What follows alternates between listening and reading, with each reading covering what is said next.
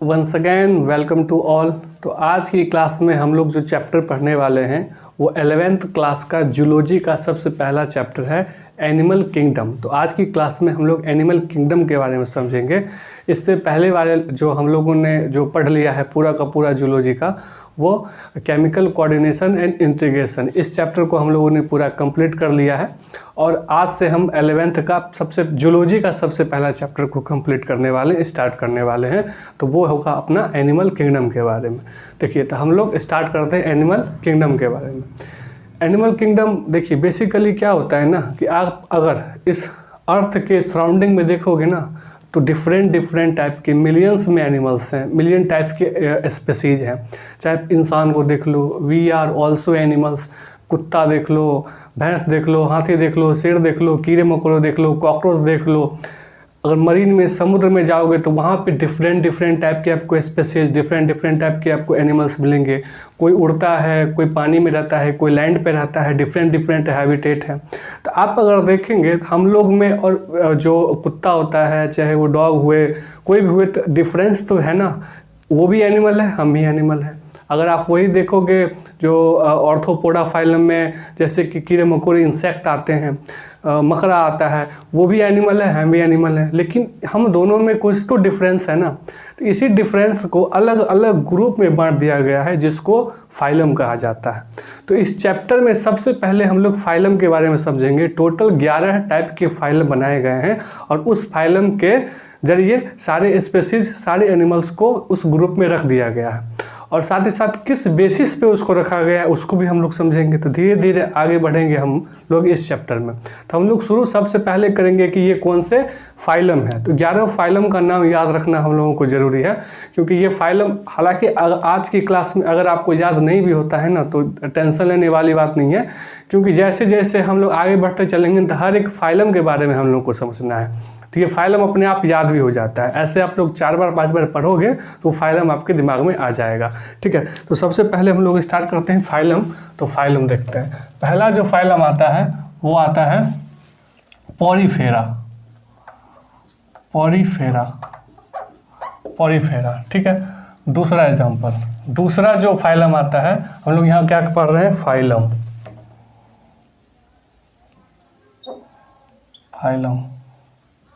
ठीक है, phylum Porifera. दूसरा आता है सिलेंट्रेटा, या फिर उसको निडरिया बोलते हैं। निडरिया एक्चुअली जो होता है ना, नया नाम है इसका। पहले नाम जो था वो सिलेंट्रेटा था। सिलेंट्रेटा क्या हो गया, पॉरीफेरा, दूसरा निडरिया और सिलेंट्रेटा। ठीक है, तीसरा जो आता है, तीसरा आ जाएगा आपका टीनोफोरा। ठीक है, चौथे फाइलम की बात करें तो चौथा आता है इसमें प्लेटीहेल्मिन्थीज।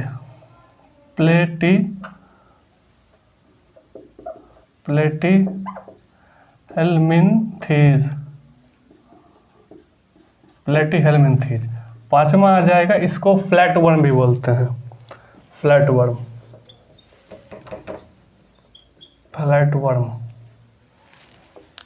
वर्म है, वो है ये। ठीक है, पांचवा आ जाएगा इसमें एस्केलमेंथीज।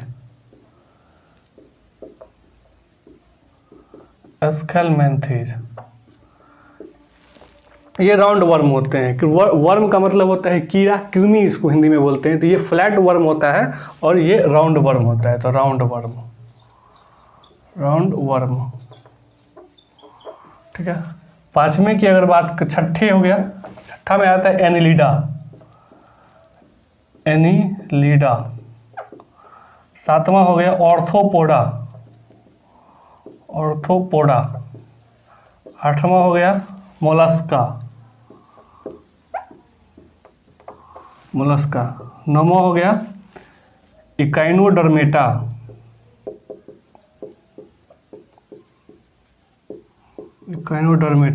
10वां हो गया हेमिकॉर्डेटा।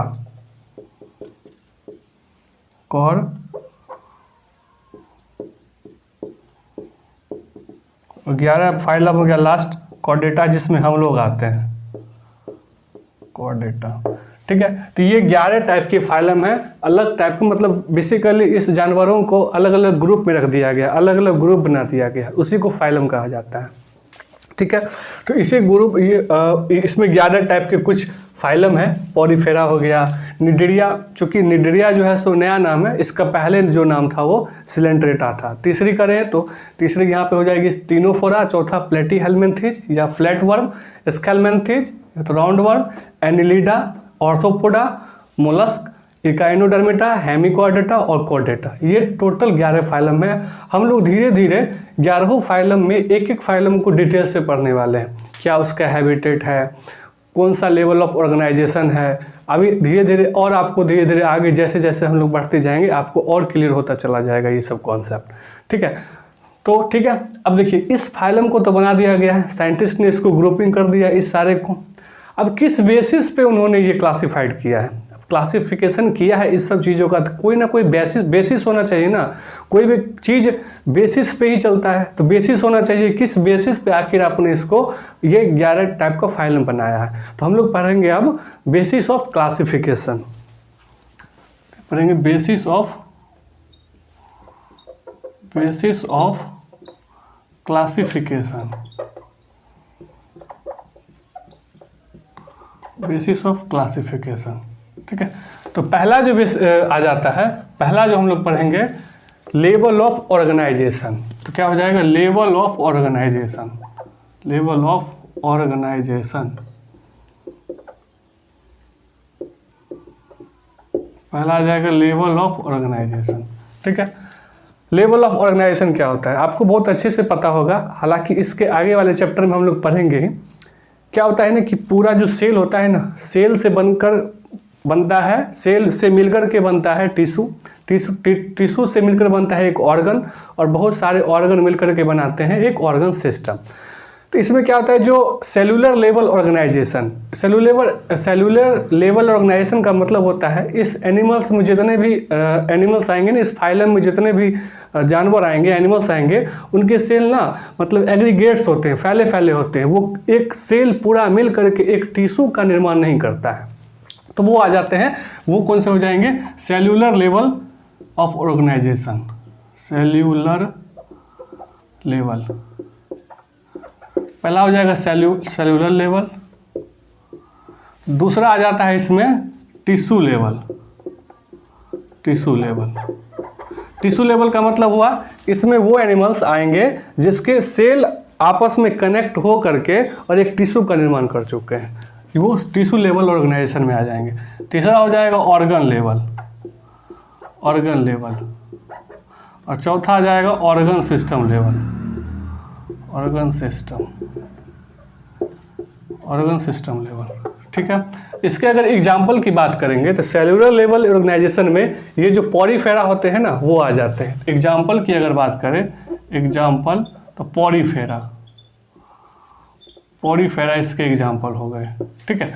पॉरीफेरा के जो होते हैं ना एनिमल्स, पॉरीफेरा में जितने भी एनिमल्स आते हैं उनके सेल ना आपस में मिल करके टिश्यू नहीं बनाते हैं, उनके सेल एग्रीगेट्स होते हैं, फैले फैले होते हैं, कहीं कहीं रखे होते हैं, वेल तरीके से वो टिश्यू नहीं बना पाता है। तो इसमें क्या होता है, वो सेल एग्रीगेट्स, सेल एग्रीगेटेड होते हैं इसके। ठीक है। एग्जाम्पल पॉरीफेरा हो गया, ये जो फाइलम हो गया पॉरीफेरा वो आ गया। अब पॉरीफेरा में कौन कौन से जानवर होते हैं, जब हम पॉरीफेरा को स्पेशली पढ़ेंगे वहाँ समझेंगे। ठीक है। अब tissue level organisation, tissue level organisation में सेल जो होते हैं आपस में मिल करके एक टिश्यू का निर्माण कर लेते हैं, तो वो आ जाते हैं टिश्यू लेवल ऑर्गेनाइजेशन में। तो उसमें कौन सा एग्जाम्पल आ जाएगा, इसकी अगर एग्जाम्पल की बात करें तो इसमें जो एग्जाम्पल आ जाएगा यही निडेरिया और टीनोफोरा आ जाएगा, निडेरिया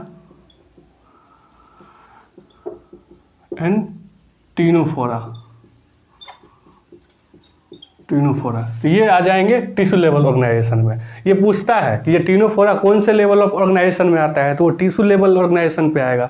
पूछते का पॉरीफेरा का क्या लेवल ऑफ ऑर्गेनाइजेशन है, तो वो सेलुलर लेवल हो जाएगा। और ऑर्गन लेवल पे आ जाते हैं यहाँ पे प्लेटीहेल्मिन्थीज, प्लेटीहेल्मिन्थीज प्लेटीहेल्मिन्थेज, ठीक है। इसमें क्या होता है कि पूरा का पूरा सेल एक टिश्यू बना लेता है और टिश्यू पूरा का पूरा एक ऑर्गन बना लेता है, इसलिए तो नाम है ऑर्गन लेवल ऑफ ऑर्गेनाइजेशन, ठीक है। अब ऑर्गन सिस्टम लेवल ऑर्गेनाइजेशन में यहाँ हमने पॉरीफेरा की बात कर ली, सिलेंट्रेटा और ट्यूनोफोरा की बात कर ली, वो टिश्यू लेवल ऑर्गेनाइजेशन में आते हैं। प्लेटीहेल्मिन्थेज हमने ऑर्गन लेवल पे बात कर ली। अब जो ये आ जाएगा ऑर्गन सिस्टम लेवल, ये स्केलमेंथीज से लेकर के और कॉर्डेटा तक, ये सारे जो आते हैं फाइलम, ये सारे के सारे ऑर्गन सिस्टम लेवल में आते हैं। इसमें आ जाएगा स्केलमेंथेज, यहाँ डैश करता हूँ 2, कहाँ पे, कॉर्डेटा। तो ये सारे के सारे कहाँ जाएंगे, ऑर्गन सिस्टम लेवल पे। ये तो हमने पहली बात कर ली लेवल ऑफ ऑर्गेनाइजेशन। इस बेसिस पे इसको डिफाइन किया गया, इसका वर्गीकरण किया गया, इसको क्लासिफाइड कर दिया गया है, 11 फाइलम में इसको बना दिया गया। अब दूसरी जो हम लोग बात करेंगे, दूसरी करेंगे हम लोग बात अब इसके बॉडी प्लेन पे। अब क्या होता है ना कि डायरेक्टली एनसीईआरटी में बॉडी प्लेन के बारे में नहीं बताया गया, लेकिन इनडायरेक्टली कई बार बॉडी प्लेन की चर्चा की गई है। तो पहले हम लोग समझते हैं बॉडी प्लेन में, और बॉडी प्लेन में हम लोग डाइजेस्टिव सिस्टम और सर्कुलेटरी सिस्टम को भी यहीं पे फिनिश कर लेंगे। तो दूसरा कौन सा हो जाएगा, बॉडी प्लेन। पहला हो गया लेवल ऑफ ऑर्गेनाइजेशन, जिसमें हम लोगों ने 4 टाइप के देखे, उसके एग्जाम्पल को भी समझ लिया यहाँ से। अब दूसरा देखेंगे बॉडी प्लान। अब बॉडी प्लान में देखिए क्या होता है, एक्चुअली क्या होता है कि पहला तो यही होगा, सेल जो होते हैं वो एग्रीगेटेड होते हैं, तो उसमें जो हो जाएगा पहला वाला जो हो जाएगा, सेल एग्रीगेटेड हो जाते हैं, इसमें सेल एग्रीगेटेड। तो इसमें कौन से आ जाते हैं एग्जाम्पल, पॉरीफेरा एग्जाम्पल होता है। इसमें सेल जो होते हैं वो मतलब स्कैटर्ड होते हैं, एग्रीगेटेड नहीं होते हैं, ठीक है। वो अच्छे से वेल तरीके से टिश्यू नहीं बना पाते हैं। दूसरी की अगर बात करें, तो इसमें देखिए पहले आप समझना होगा, देखिए ये जो पूरा बॉडी है ना, एक बॉडी होता है, जैसे एक एनिमल बॉडी हो गया, ठीक है। ये मान लीजिए यहाँ पे एक एनिमल बॉडी हो गया, ठीक है, ये एनिमल बॉडी। तो एनिमल बॉडी में आप देखोगे, अब डाइजेशन एब्जॉर्प्शन तो हालांकि हटा दिया है, इतना तो बेसिक सबको पता होगा। देखिए माउथ होता है और नीचे होता है पोस्टीरियर में एनस। तो माउथ से लेकर के एनस तक में पूरा एक ट्यूब लाइक स्ट्रक्चर दिया गया है, जैसे होता है ना फेरिंग्स हो गया, लैरिंग्स हो गया, एसोफेगस हो गया, small intestine, large intestine, rectum, तब जाकर के एनस होता है। तो पूरा का पूरा इस टाइप का स्ट्रक्चर हुआ रहता है, तो पूरा का पूरा इस टाइप का स्ट्रक्चर आता है, ठीक है। लेकिन एक में क्या होता है कि इसमें ना मतलब ना ये जो इस वाले जानवर होते हैं, एक्चुअली इसका जो माउथ होता है, यहाँ होता है माउथ, लेकिन एनस जो होता है ना, वो एनस माउथ ही एनस वाला काम करता है। इसमें ना मतलब अलग से एनस नहीं दिया गया। हम लोग में देखें तो माउथ का जो छेद होता है वो अलग होता है और एनस का छेद अलग से दिया गया है, लेकिन इस वाले में क्या होते हैं कि ये माउथ हो जाता है, ये एनस नहीं होता है, ठीक है। इसमें एनस नहीं होता है, यही माउथ हो जाता है और यही एनस हो जाता है। तो चूंकि इसको डाइजेशन की ही बात हम लोग कर रहे हैं, स्पेशली इस ट्यूब लाइक स्ट्रक्चर में, गट बॉल में डाइजेशन की बात होती है, इसलिए इसमें इनकम्प्लीट डाइजेशन होता है, इनकम्प्लीट डाइजेशन। और जैसे कि यहाँ पे सेल एग्रीगेटेड लिखा है, तो इसका जो नाम होता है उसको बोलते हैं, चूंकि ब्लाइंड है, ये ब्लाइंड टाइप का दिख रहा है, तो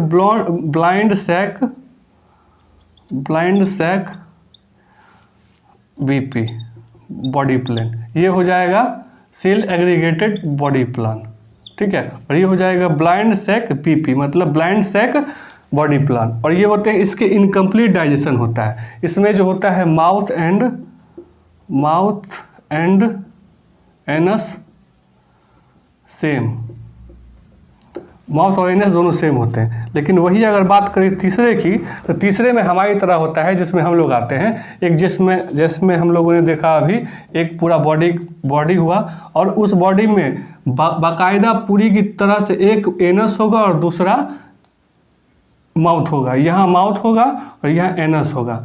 इसमें जो हम लोग आते हैं, एक बाकायदा माउथ होता है और एनस का भी अलग से एक छेद दिया हुआ रहता है। तो ये हो गया माउथ और ये हो गया एनस। तो इसको हम लोग बोल सकते हैं कंप्लीट डाइजेशन। तो हम लोगों में कंप्लीट डाइजेशन होता है, तो कंप्लीट डाइजेशन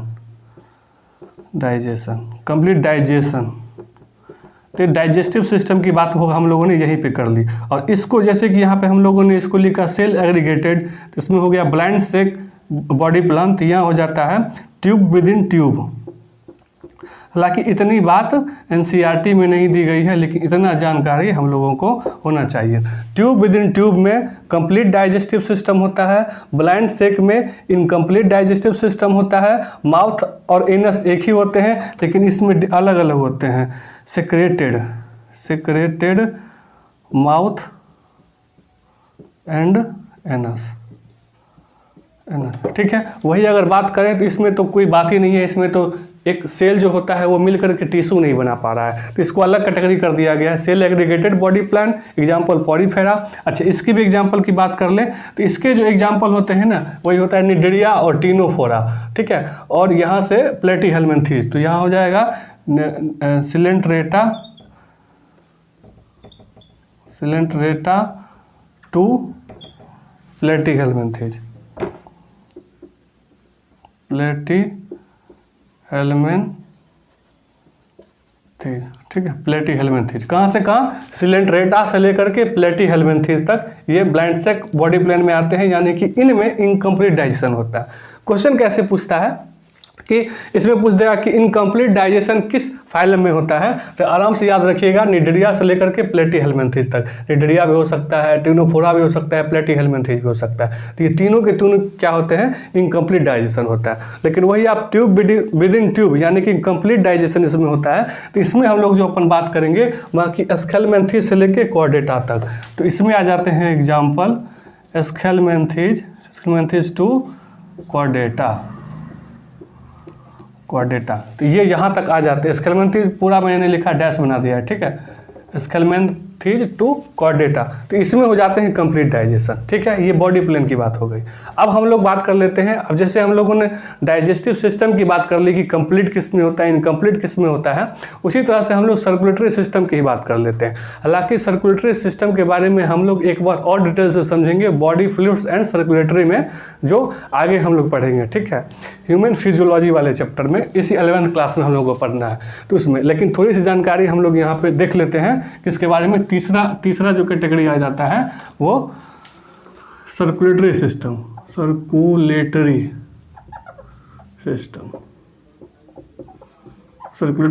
के बारे में देख लें। देखिए होता क्या है, सर्कुलेटरी सिस्टम जो होता है दो टाइप के होते हैं। एक टाइप होता है ओपन और दूसरा होता है क्लोज। ओपन सर्कुलेटरी सिस्टम और close circulatory system. Close circulatory system में बेसिकली होता क्या है, एक हार्ट होता है, जैसे हम लोग का हुआ, ये हार्ट हो गया, ये मान लीजिए हार्ट है, ये हार्ट हो गया। हार्ट के बाद आर्टरी गया हुआ होता है, एओर्टा आर्टरी बनाता है एक आर्टरी, ठीक है। आर्टरी जो होते हैं वो आर्टरियोल से बदल जाते हैं, आगे हम लोग पढ़ेंगे, नहीं पता होगा तो कोई दिक्कत नहीं है। आर्टरी आर्टरियोल से बदल जाते हैं और फिर यहाँ पे ये कैपिलरी बना लेते हैं, ठीक है। आर्टरी आर्टरियोल्स और कैपिलरी, ये हो गया कैपिलरी। और कैपिलरी के बाद यहाँ पे होता है मान लीजिए अपना टिश्यू, अपना बॉडी टिश्यू होते हैं। यहीं से सिंपल डिफ्यूजन मतलब हाई टू लो कंसंट्रेशन, यहाँ ऑक्सीजन ज़्यादा है, यहाँ ऑक्सीजन कम है, तो ऑक्सीजन यहाँ आ जाएगा, ठीक है। इस टिश्यू को हम लोगों को मिल जाएगा, ठीक है। और कार्बन डाइऑक्साइड जो होता है वो इसमें चला जाएगा, CO2, इसमें सिंपल डिफ्यूजन से।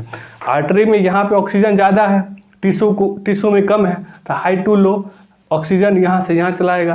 कार्बन डाइऑक्साइड में देखेंगे तो उल्टा हो जाएगा, यहाँ कार्बन डाइऑक्साइड ज़्यादा होगा टिश्यू के पास, इसमें कम होगा तो हाई टू लो चला जाएगा। और सिंपल डिफ्यूजन से O2 1 CO2 का एक्सचेंज हो जाता है इन गैसों का, और फिर यहाँ से वेन बन जाता है, फिर वेन्यूल्स बन जाता है, और वेन कावा होते हुए फिर से हार्ट में ये चला जाता है, ठीक है। तो इस टाइप से सिंपल डिफ्यूजन की मदद से क्लोज सर्कुलेटरी सिस्टम ऐसे काम करता है। हम लोग का भी बॉडी ऐसा ही है, इंसान का भी ऐसा ही होता है। हार्ट से निकला आर्टरी, आर्टरी से आर्टरियोल्स, कैपिलरी, कैपिलरी की मदद से टिश्यू होता है, टिश्यू को ऑक्सीजन दे दिया, कार्बन डाइऑक्साइड ले लिया, फिर वहाँ से वेन्यूल्स बने, वेन कावा होते हुए फिर से हार्ट में उस ब्लड को डाल दिया जाता है, और ये कंटिन्यू चलता रहता है, इसलिए तो इसका नाम है सर्कुलेटरी सिस्टम, ठीक है। ये हो गई क्लोज की बात, ये क्लोज की बात। वही अगर ओपन की बात करें तो ओपन में क्या होता है, लोगों को ऐसा लगता है कि उसमें वेसल्स नहीं होते हैं क्लोज सर्कुलेटरी सिस्टम में, ऐसा नहीं है। इसमें होते हैं सिस्ट, इसमें होते कैसे हैं, जैसे कि यहाँ हम लोगों ने जैसे कि यहाँ हार्ट बनाया, यहाँ हार्ट, यहाँ हार्ट बनाया, ठीक है, हार्ट। इसमें क्या होता है कि एक लंबा सा वेसल्स होता है, एक आर्टरी होता है, लंबा सा वेसल्स होता है, ठीक है। और इस वेसल्स में ही ना यहाँ पे ना एक बहुत बड़ा, इनके जो बॉडी होते हैं ओपन सर्कुलेटरी सिस्टम वाले के पास एक बहुत बड़ा कैविटी होता है, उस कैविटी को साइनस बोला जाता है, साइनस, ठीक है। जो कैविटी होती है उसको साइनस ऐसे भी बोला जाता है। और फिर यहाँ पे ना बहुत सारे टिश्यू होते हैं, यहाँ पे टिश्यू होते हैं, यहाँ टिश्यू, और इस टिश्यू में ब्लड आता है, ऑक्सीजन मिलाता है, कार्बन डाइऑक्साइड लेता है और फिर वापस वेन की मदद से इस हार्ट में चला जाता है। तो आप अगर देखोगे तो जैसे लग रहा है कि ये बात कर रहा है, नहा रहा है यहाँ के टिश्यू। इस टाइप का स्ट्रक्चर होता है किसमें, ओपन सर्कुलेटरी सिस्टम, और क्लोज में इस टाइप का होता है। सिंपल डिफ्यूजन की मदद से यहाँ पे गैसेस का एक्सचेंज हो रहा है, बट यहाँ पे क्या हो रहा है कि टिश्यू खुला हुआ रहता है और पूरा का पूरा ब्लड उसके ऊपर आ जाता है, स्विमिंग पूल पूरी तरह से नहा लेता है, ऑक्सीजन लिया, कार्बन डाइऑक्साइड लिया, कार्बन डाइऑक्साइड लेकर के वापस ये हार्ट में चला जाता है। O2 लिया और CO2 लेकर के बाहर, O2 लिया और CO2 लेके बाहर। यहाँ देख रहे हैं ये अलग है यहाँ पे टिश्यू, लेकिन ये टिश्यू इसी में आ जाता है। तो ये हो गया क्लोज सर्कुलेटरी सिस्टम में। इसके एग्जाम्पल में देखिए, ये जो क्लोज वाला होता है ना, क्लोज की जो एग्जाम्पल है, ऑर्थोपोडा हो, ये क्वाड्रेटा हो गया, जो हम लोग आते हैं क्वाड्रेटा में जितने भी एनिमल्स आएंगे सब में क्लोज सर्कुलेटरी सिस्टम होते हैं, क्वाड्रेटा। और किस में होता है, एक होता है इसमें एनिलिडा देखा ना हम लोगों ने, यहाँ पे एनिलिडा 6ठे नंबर पे। लेकिन एक्सेप्ट लीच में ओपन वाला होता है, एक्सेप्ट लीच, ठीक है। और इसमें क्या होता है, एक ऑक्टोपस होता है जिसको सेफेलोपोडा बोलते हैं, सेफेलोपोडा।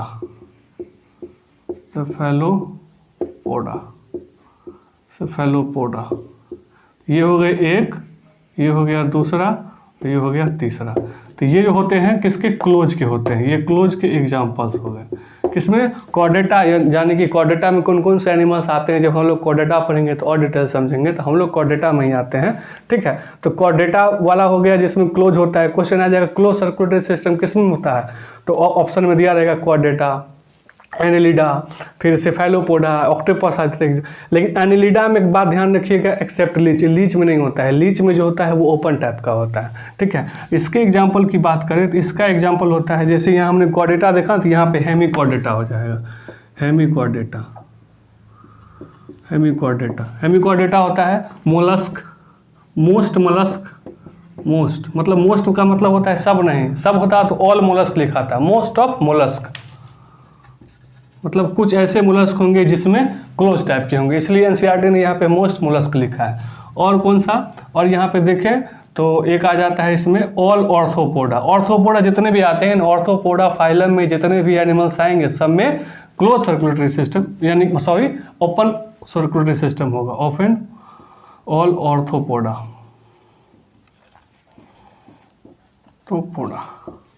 ठीक है। तो ये हो गई, हमने बात कर ली है टोटल फाइलम की, बेसिस ऑफ क्लासिफिकेशन में लेवल ऑफ ऑर्गेनाइजेशन की, बॉडी प्लेन की, सर्कुलेटरी सिस्टम की।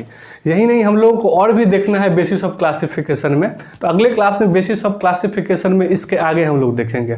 अभी हम लोगों ने लेवल ऑफ ऑर्गेनाइजेशन देखा है, उसका डाइजेशन देखा है, उसके सर्कुलेटरी सिस्टम को देखा है। आगे हम लोग देखेंगे बॉडी सिमेट्री के बारे में, नोटोकॉर्ड के बारे में, उसके बाद हम लोग देखेंगे जर्मिनल लेयर के बारे में, और हम लोगों को देखना होगा सीलोम के बारे में। तो इस सब चीज़ों के बारे में हम लोग अगले क्लास में देखेंगे, ठीक है। तो फिर मिलते हैं नेक्स्ट क्लास में, तब तक के लिए थैंक यू। और इसका जो नोट है, यही चीज़ मैं पूरा का पूरा PDF लिंक पे डाल दूंगा, लिंक पे क्लिक करोगे और ये आपको मिल जाएगा, ये पूरा का पूरा मैं यही डाल दूंगा, ठीक है। तो फिर मिलते हैं नेक्स्ट क्लास में।